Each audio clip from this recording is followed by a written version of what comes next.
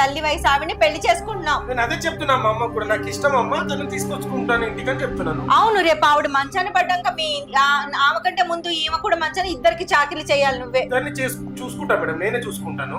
కాదు అంటే ఈవిడ భవిష్యత్తు కానీ ఆ అమ్మ కని పెంచిన తల్లి ఆ ప్రేమ నీకేమొద్దా? అసలు నాకు అవసరం లేదు, నాకు ఎవరితో సంబంధం లేదు, ఆ అమ్మాయి ముఖ్యము, నాకు ఈ వయసులో ప్రేమ పుట్టింది, మా చూపు నా కళ్ళతో చూడండి అని నువ్వు అంటున్నావు కదా, మరి నీ కళ్ళతో చూస్తే గాని మరి ఇదేంటో మాకు తెలియపోయి ఆమెను పెళ్లి చేసుకుంటా అంటున్నావు. ఇంకా మీ అమ్మ గురించి పట్టించుకోవా? ఆమె హెల్త్ ఇష్యూస్ ఏమొచ్చినా నీకు సంబంధం లేదు, ఇన్ని రోజులు కనిపించినామని కలిసి చూసుకుంటాం కదా మేము. ఒకవేళ ఆమెకి ఇష్టం లేకుండా అనుకో, వాళ్ళ ఇంటికి రాలేదు అనుకో, మేము ఎక్కడన్నా పోయి ఆమెను చూసుకుంటాం, మంచిగా చెడ్డ చూసుకుంటాం.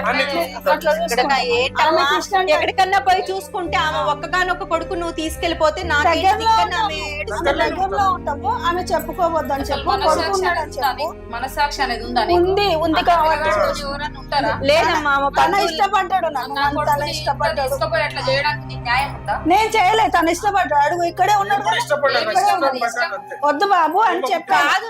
నువ్వు ప్రేమ నాయన నీకు ప్రేమ పుట్టింది, నువ్వు 10 సార్లు అనకు నీకు ప్రేమ పుట్టింది, నేను కాదనట్లే. మరి మీ అమ్మ మీద ప్రేమ లేదా నీకు?